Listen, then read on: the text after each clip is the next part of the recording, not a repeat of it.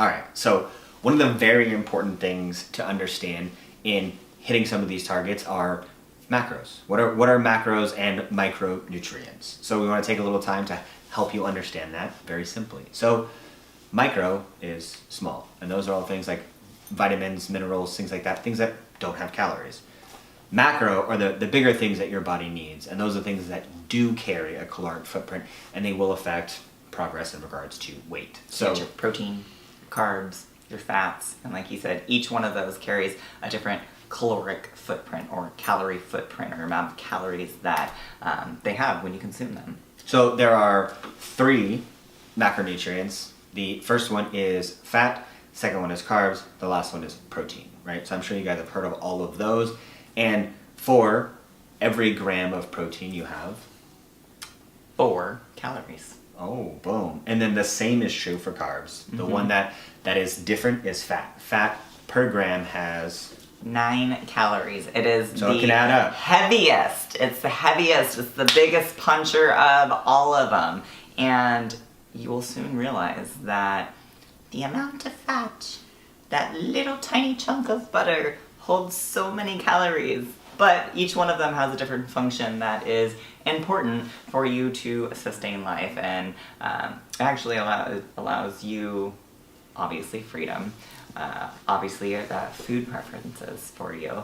But the purpose of protein is to help build and sustain lean mass. And so not that like you're gonna have to, get all jacked just because you're eating protein, but it's one of those things where the more lean mass you have, the easier it's going to be to stay lean, right? And so like that's the goal for a lot of people, is to reduce body fat percentage. So I'm not necessarily saying lose a bunch of weight, but you want to be aesthetically pleasing in regards to a lower body fat percentage. And the best way to do that is to make sure that you have as much lean mass as possible to be able to support your life, burning calories, all the things that you need to do to enjoy life. And so protein plays a huge part in that. And that's why knowing, the difference between some of the macronutrients can make a huge difference in the overall outcome that you have. Because I know sometimes people get crazy. It's like, oh, as long as I'm, not eating a lot of food, it doesn't really matter. And maybe you guys have experienced that where you do some type of, crash diet or fasting or something extreme, and you could lose a bunch of weight, but in doing so, you're potentially putting yourself in a bad situation afterwards. So when you get food back up, you're not necessarily set up to be burning more calories. Maybe you've heard of skinny fat. Oh, it is. It's true. It's somebody who's very thin but has no muscle. Or if this is something that you've been battling with for a long time, you could go through stints where it's like you have really good progress, but it seems like every time you go through a cycle, it becomes harder and harder and harder to lose weight. And that could be because when you're in an extreme deficit, your protein is so low that you're losing lean mass. So then on the back side of that, it actually is harder to lose weight. And so in this situation where we're going to be bringing body fat down, we want to focus on making sure that we're losing mainly body fat. And the best way to do that is to make sure that you're getting enough protein to sustain lean mass. And one of the things with protein is that it helps with what we call satiety or satisfaction. And so making sure that you're eating enough to sustain and or to build lean mass, but it will also keep you like full and satisfied when you have a meal. I'm sure if you've ever eaten like a fatty steak or something, or like even like a filet mignon, something that's a little bit lighter in the fat, you can only eat so much because your tummy's like, ooh, I am full and I am satisfied. And so that is one of the perks of making sure that you are getting plenty of protein. Now with regards to carbs are going to help give you some energy. Fuel you. But they will, like, depending on the carb selection or like what you've been doing in life, those are something that like won't keep you full for very long. So if you're eating just a bunch of carbs, you're going to feel hungry all of the time. You feel like, oh, you can't eat enough. And so having a good balance of those things is going to keep you fuller, make sure you have the energy. And then same thing with fat. Fat's going to be a great source for energy. That all comes down to food preference. Some people feel better with higher fat. Some people feel better with higher carbs. And so that comes down to like how you feel with the foods that you choose. But the thing that's super important, like she said, is to make sure that like we have the protein set at the right amount.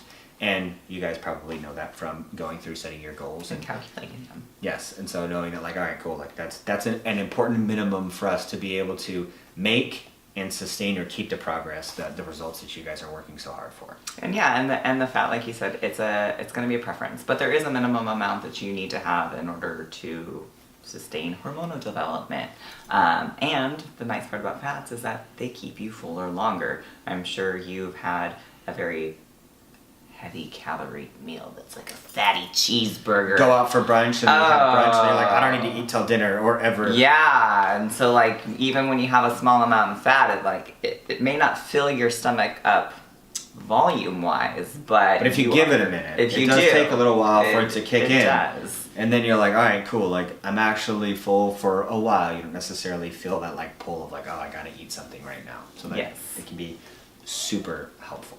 So macronutrients, you got your protein at 4 calories per gram, you got your carbs at 4 calories per gram, and you got your fats at 9 calories per gram, and those are your macros. We got our micros, which are our vitamins and minerals, no calories, but they're important for you to feel good. Yeah, because I mean, you could realistically, you could eat things that don't necessarily have any vitamins or nutrients or vitamins or minerals and things like that and look really good.